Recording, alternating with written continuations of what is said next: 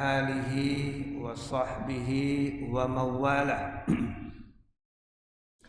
Asyhadu an la ilaha illallah wa asyhadu anna Muhammadan abduhu wa rasuluh. Allahumma salli wa sallim wa barik ala abdika wa rasulika Muhammadin wa ala alihi wa sahbihi wa tabi'ina ila yaumiddin. Qala Allahu ta'ala A'udzu billahi minasy syaithanir rajim. Afi qulubihim maradun am irtabu am yakhafuna an yahifallahu alaihim wa rasuluhu bal ulaika humudz zalimun.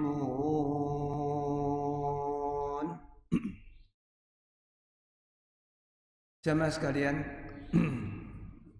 ini ayat 50. Kita baca dulu terjemahannya. Apakah ketidakhadiran mereka karena dalam hati mereka ada penyakit, atau karena mereka ragu-ragu, atau karena takut kalau Allah dan Rasulnya berlaku zalim kepada mereka? Sebenarnya mereka itulah orang-orang yang zalim. Para jamaah sekalian, ini ayat 50. Kita masih ingat kemarin, jadi masih terkait dengan adanya kasus seputar tanah yang kemudian melibatkan orang Yahudi. Orang Yahudi berseteru dengan orang munafik terkait tanah. Diajaklah menghadap kepada Nabi, tetapi tidak mau. Tapi justru punya alternatif lain, yaitu Ka'ab bin Ashraf. Jadi orang munafik tidak mau diajak berhukum kepada Nabi. Mereka menolak. Dan kemarin sudah kita terangkan, sehingga sikap mereka kemarin itu relevan, mirip, sesuai, cocok dengan konsep mentalitas oportunis. Kemarin itu sudah kita terangkan bahwa mentalitas oportunis itu setidaknya dicirikan dengan 3 hal. Pertama, selektif dalam beribadah. Jadi pilih-pilih kalau beribadah itu, mana yang gampang dilakukan, yang sulit ditinggalkan, mana yang enak dijalankan, mana yang tidak enak dibuang, mana yang sesuai keinginan dipakai, yang tidak sesuai keinginan dibuang, mana yang sesuai dengan kepentingan dipakai, yang merugikan dibuang. Itu selektif dalam beribadah. Kemudian yang kedua, kemarin sudah kita terangkan, ada double standar. Double standar itu berarti apa? Ya, kalau orang lain nggak boleh, kalau saya boleh. Intinya seperti itu. Kemudian yang terakhir, pragmatisme. Orang munafik selalu bermain aman dan untung. Selama aman, selama untung, dia ambil, dia mau, dia dukung. Tapi kalau selama tidak ada aman, tidak ada untung, maka tidak diambil, dibuang. Itulah konsep oportunis kemarin yang sudah kita terangkan, dan seperti itulah karakteristik orang munafik. Sebelum kita masuk ke ayat ini, perlu diingatkan bahwa para ulama mengklasifikasi munafik ada dua. Apa yang disebut dengan nifaq amali dan disebut nifaq i'tiqadi. Jadi ada munafik amal, ada munafik i'tiqad. Munafik amal itu apa? Munafik yang muncul dalam tindakan dan perilaku yang secara kasat mata kelihatan. Nifak amal ini disabdakan oleh Nabi, ayatul munafik salasun. Tanda-tanda munafik ada 3. Itu loh. Kalau ngomong berdusta, itu loh. Kalau berjanji mengingkari, kalau dipercaya berkhianat. Itu oleh para ulama dikategorikan sebagai indikasi munafik amal. Munafik amal ya gampangannya munafik lahiriah, begitu saja. Jadi kalau ada orang bicara bohong, berjanji mengingkari, kemudian dipercaya berkhianat, itu dikategorikan tanda-tanda kemunafikan lahiriah. Konsekuensinya, orang yang memiliki tanda-tanda itu disebut munafik, tetapi tidak keluar dari Islam. Tidak keluar dari Islam. Nah, namun perlu dicatat, jangan setiap orang kalau bohong lalu divonis munafik. Kalau ada orang ingkar janji otomatis disebut munafik. Kalau ada orang berkhianat otomatis disebut munafik. Tidak semudah itu. Karena julukan munafik itu ketika zaman Nabi pasti. Tetapi para ulama lebih mengatakan karena begini, bisa jadi orang mukmin yang baik terjatuh, terpeleset lalu berbohong.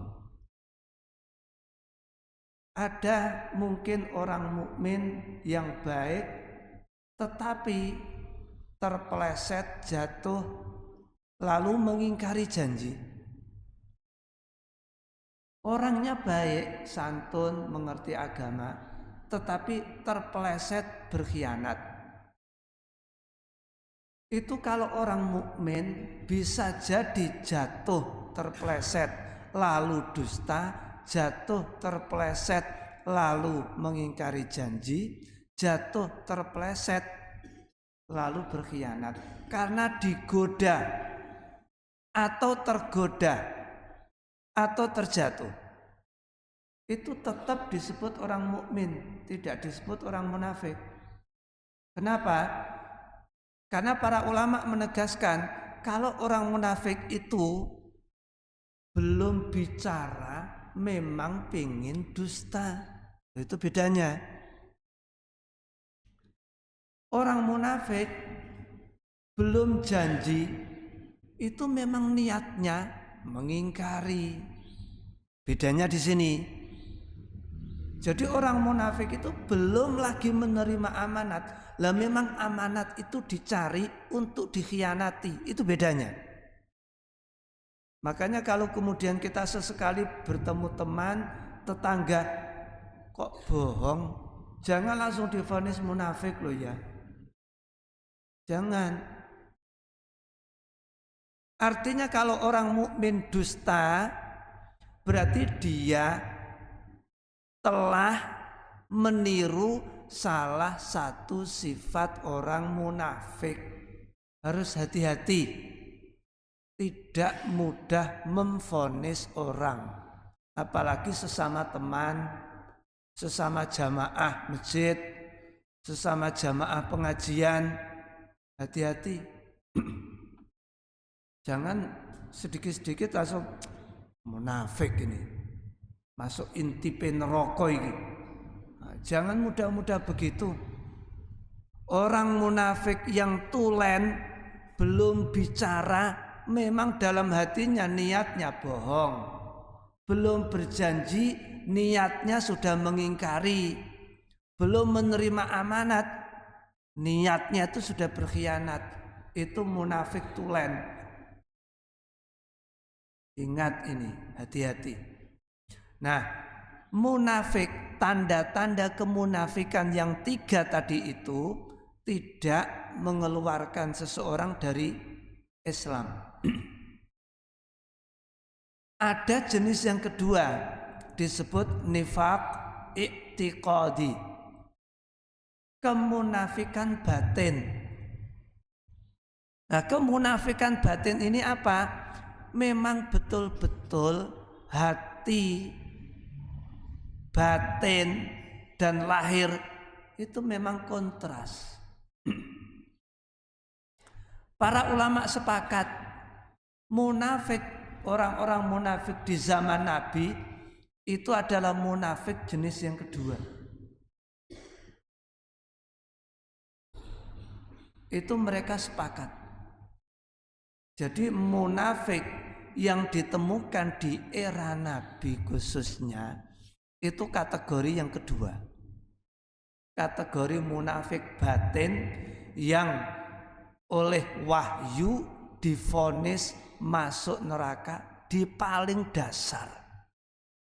Innal munafiqina fit darkil asfali minan nar. Di intipe, di paling dasar.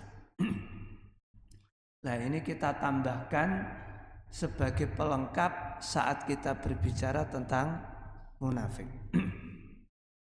Nah, sekarang kita masuk ke ayat ini. Allah berfirman, afi qulubihim marad. Kenapa mereka tidak mau menghadap kepada Nabi? Apakah hati mereka sakit? Amir tabu, atau hati mereka ragu? Am yakhafuna ayyahifallahu alaihim wa rasuluh, atau mereka takut kalau Allah dan Rasulnya berlaku zalim. Ya, sebutlah curiga begitu. Kenapa mereka saat punya kasus diajak menghadap Nabi supaya selesai di meja persidangan Nabi kok tidak mau? Allah berfirman, apakah hatinya sakit ya? Atau hatinya ragu? Atau hatinya curiga? Sakit, ragu, dan curiga.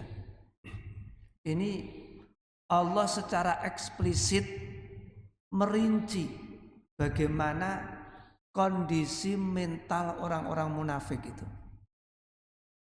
Mentalitas orang munafik itu seperti apa? Ini tadi, 1, marot, sakit.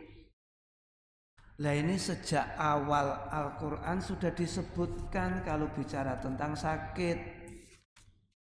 Itu sejak awal dari surat Al-Baqarah itu sudah dijelaskan. Di dalam ayat 10, fi qulubihim marad. Loh, sudah. Pertama kali berbicara tentang munafik, Allah sudah menegaskan hati orang munafik sakit. Ini nanti kalau kita pahami begini, kalau sakit kan bisa diobati ya. Tetapi sakit yang menimpa orang munafik itu lebih kepada sakit yang dipelihara. Jadi bukan sakit yang mau diobati, tetapi sakit yang memang dipelihara. Itu sakitnya orang munafik. Nanti kalau di dalam tafsir ditemukan sakit itu apa bentuknya? Kufrun, kafir, kekufuran. Lah itu dipelihara oleh mereka itu. Sakitnya apa? Nifaq, kemunafikan. Itu dipelihara. Termasuk apa itu? Adawah, permusuhan. Mereka merawat permusuhan, mereka merawat kemunafikan, mereka merawat kekufuran itu. Itu dirawat. Bagaimana tidak dirawat? Wong itu senjata mereka supaya hidup aman. Kan kemunafikan tidak muncul di Mekah karena saat itu sedang sulit, sedang berjuang. Justru munafik muncul di kota Madinah saat kehidupan sudah nyaman, ada hasil. Disitulah muncul kemunafikan. Afi qulubihim, apakah di dalam hati mereka ada sakit? Artinya Allah menunjukkan ini loh kondisi batin orang munafik, sakit. Tapi sakit yang bukan untuk diobati, tetapi sakit yang dirawat oleh mereka. Amir tabu, atau mereka ragu. Ragu itu kan bisa jadi karena belum tahu. Obatnya ragu, ilmu. Ini boleh atau enggak ya? Ini baik atau tidak ya? Ragu karena tidak tahu, belajar. Setelah belajar mendapatkan ilmu. Setelah mendapatkan ilmu menjadi tahu, ragunya hilang. Kan begitu rumusnya. Tetapi orang munafik tidak. Ragu itu memang juga dipelihara. Jadi semua wahyu diragukan. Dalam arti begini, kebenaran itu tidak absolut. Islam tidak absolut. Kebenaran Quran bukan absolut. Tapi apa? Relatif. Loh itu loh maksudnya. Ragu itu di situ. Ucapan Nabi relatif. Bunyi Quran, firman Allah relatif. Bisa benar, bisa salah. Kemarin kan sudah kita terangkan. Pragmatis. Prinsipnya bukan mencari kebenaran. Masih ingat? Mencari pembenaran. Bagi orang munafik tidak ada kebenaran absolut. Perlu dipertanyakan semua, perlu diuji semua. Inilah penyakitnya orang munafik, meragukan kebenaran. Allah berfirman, al-haqqu mir rabbika fala takunanna minal mumtarin. Benar itu dari Allah, jangan sekali-kali ragu. Orang munafik tidak begitu, semua harus diragukan. Ketika nanti memberi keuntungan baru dinyatakan, oh ini benar. Tetapi ketika merugikan, wah ini salah, ini patut diragukan. Nah itu. Kemudian am yakhafuna ayyahifallahu alaihim wa rasuluh. Orang munafik itu menuduh, mencurigai Allah tidak adil, Rasulullah tidak adil. Coba tuh. Jangan-jangan sudahlah, nggak usah ke Muhammad, Saya ragu nanti Muhammad itu nggak cakap. Jangan-jangan nggak adil Muhammad itu. Jangan-jangan kita yang dizolimi. Kan kemarin kita ceritakan begitu tuh. Nah, kecurigaan kepada Allah itu kan penyakit. Masa curiga kepada Allah? Wong curiga kok kepada Rasulullah. Nah itu. Nah, inilah situasi mentalitas orang munafik itu. Nah, kita berlindung kepada Allah Subhanahu wa taala agar terhindar dari sifat-sifat kemunafikan itu. Wa qur rabbighfir warham wa anta arhamur rahimin.